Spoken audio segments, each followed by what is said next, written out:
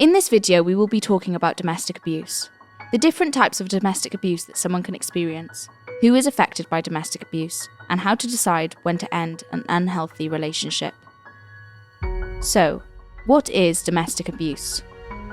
Domestic abuse is about one person misusing power and control over another. It is not normal, and it is never okay. If you are in a relationship with someone, you should feel loved, trusted, safe, respected, and free to be yourself.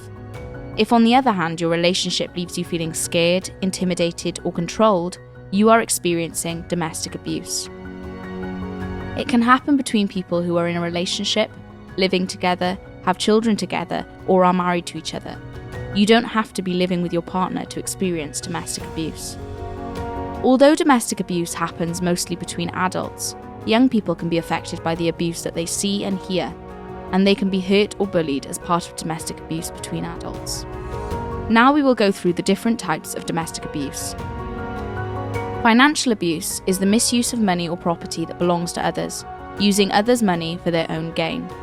Examples include not giving the other person any money, checking what they spend their money on, stopping them from working, making them say how they spend every penny, or taking their money. Physical abuse is touch which is intended to cause feelings of intimidation, injury, or other physical suffering or bodily harm. These can be both subtle and severe. Examples include hitting, punching, kicking, burning, pinching, stabbing, strangling, or throwing things. Anything that could cause someone physical harm. Emotional abuse is when someone hurts the other person's feelings in a manipulative way. It is used on purpose to make people hurt inside, and it can bring on feelings of anxiety and depression. Examples include put-downs, name-calling, threatening to or actually spreading rumours, sending private or intimate photos to others outside of the relationship, telling someone that they have no friends or that no one cares about them, checking up on someone all of the time, timing a person when they go out, making someone feel guilty for going out.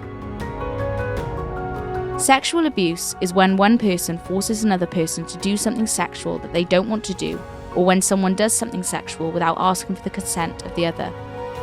Examples include groping someone's body parts without their consent, forcing someone to take part in sexual activity, taking and sharing intimate pictures of someone, pressuring another to watch pornography, pressuring someone to have unprotected sex, rape, offering someone to others for sex in return for money or gifts, pressuring you to take your clothes off. Coercive control is an act or a pattern of acts of assault, threats, humiliation, and intimidation or other abuse that is used to harm, punish, or frighten their victim. Examples include making threats or intimidating the other person, isolating someone from their friends and family, taking control over aspects of someone else's everyday life, such as where they can go, who they can see, and monitoring their time. Domestic abuse and bullying are extremely similar. They are both about an imbalance of power within a relationship, with the behaviour being intentional and repetitive. So, who does domestic abuse affect? Statistics show that 1 in 5 children have been exposed to domestic abuse. In the UK, 1.4 million women and 700,000 men reported experiencing incidents of domestic abuse in 2014 and 2015. It's important to remember that statistics are not always correct. There may be more people affected by domestic abuse. For example, the male statistics may be higher. Men may not speak up about abuse due to male stereotypes. Young women aged 16 to 23 years are the most at risk of experiencing domestic abuse. This may be due to young people starting their first relationship and not knowing what is acceptable and unacceptable behaviour in a relationship. Young people under 16 can also experience domestic abuse. Clare's Law. The Domestic Violence Disclosure Scheme is often called Clare's Law, after the landmark case that led to it. Clare's Law gives any member of the public the right to ask the police if their partner may pose a risk to them. Under Clare's Law, a member of the public can also make inquiries into the partner of a close friend or family member. So, when is it time to end an unhealthy relationship? Deciding to end an unhealthy relationship can be a really difficult decision to make. The cycle of abuse shows that there can be both good and bad times together, which may leave you feeling confused.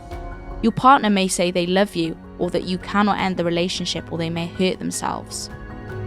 Ending a relationship can be an unsafe time, as the perpetrator may struggle to accept the relationship is over. They may start to harass you through social media, or hang out at places you usually spend time at.